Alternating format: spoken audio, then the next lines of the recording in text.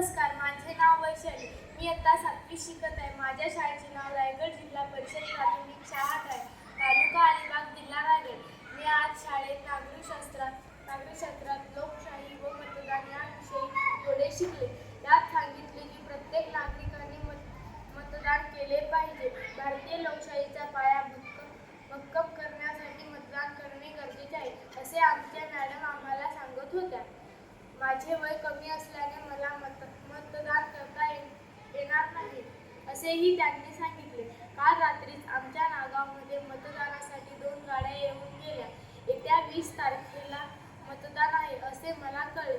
तुम्हाला मतदानाचा अधिकार आहे, तर तुम्ही तुमच्या दादा, बहिणी, काका, काकी, मामा, मामी सर्वांनी मतदान करा बरं का, कारण एकेका मताला लाखोची किंमत आहे. आमचे भविष्य उज्ज्वल करण्यासाठी तुमचे मत आवश्यक आहे.